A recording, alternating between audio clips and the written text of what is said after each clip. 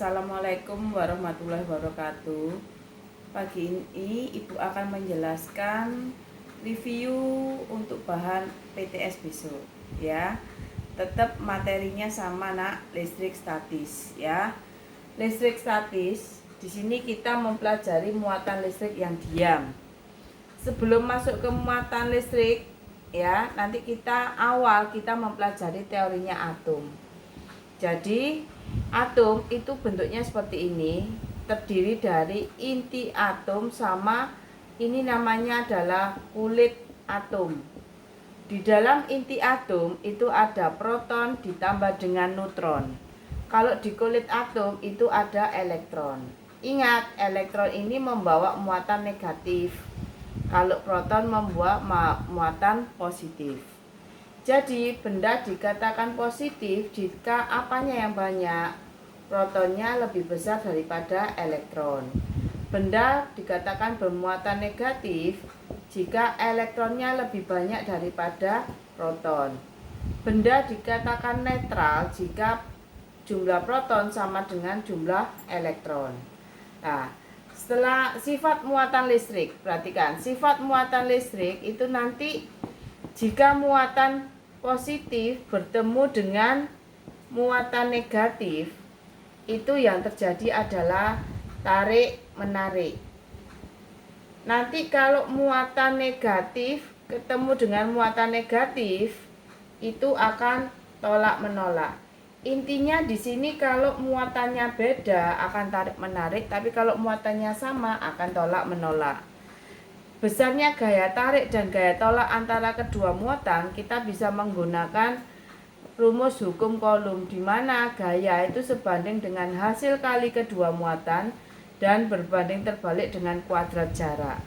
Nah, ini di mana F-nya itu adalah gaya, K-nya konstanta, Q1 dan Q2 adalah muatan, R-nya adalah jarak antara kedua muatan. Saya kasih contoh ya. Taruhlah Q1-nya di sini 4 kolom, Q2-nya di sini 6 kolom, R-nya 3 cm. Cm ini harus dirubah menjadi meter. 3 kali 10 pangkat min 2 meter. Kemudian tentukan besar gaya tolaknya. F-nya berapa? Masukkan K sama dengan F sama dengan K, Q1 Q2 per R kuadrat. K 9 kali 10 pangkat 9. Ingat ya, K itu adalah konstanta. Jadi di mana-mana tetap jumlahnya 9 kali 10 pangkat 9. Dikali 4, dikali 6, dibagi 3 kali 10 pangkat min 2 dalam kurung kuadrat. Ingat, R kuadrat. Jadi R-nya adalah meter, kemudian dikuadratkan. Jangan lupa. Ya. Kalau sudah, ini kan 9 kali 10 pangkat 9 dikali 24 dibagi 3 dikuadratkan. 9 kali 10 pangkat min 4. Min 2 kali 2 min 4. 9 sama 9 dicorek.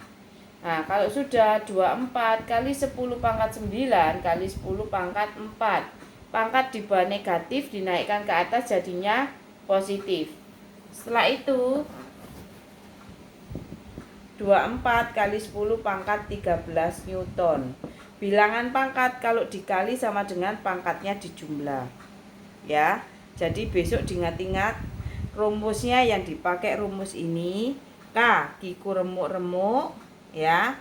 Kemudian rumusnya medan listrik ya. Ini adalah contoh dari perhitungan hukum Coulomb. Setelah itu kita masuk ke medan listrik. Medan listrik rumusnya sama, cuma E sama dengan K, Q per R kuadrat atau F per Q. Ingat, ini rumus-rumus yang besok digunakan untuk PTS. Saya kasih contoh. Diketahui Q-nya adalah 6 kolom, R-nya 3 cm. Tentukan medan listriknya. E-nya berapa?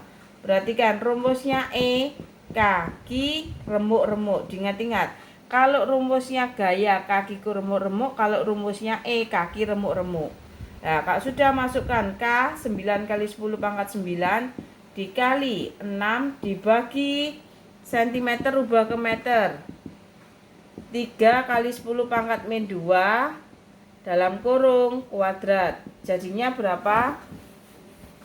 9 kali 10 pangkat 9 kalikan 6 dibagi 3 dikuadratkan 9 kali 10 pangkat min 4. 9-nya dicorek, jadinya 6 kali 10 pangkat 9 kali 10 pangkat 4. Totalnya 6 kali 10 pangkat 13.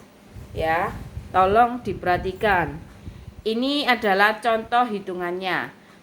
Dan rumusnya ini kalian buat latihan soal ya, karena besok ada soal hitungannya. Sekian dari saya. Mungkin kalau ada yang ditanyakan bisa langsung WA saya ya. Sudah ya nak ya. Assalamualaikum warahmatullahi wabarakatuh.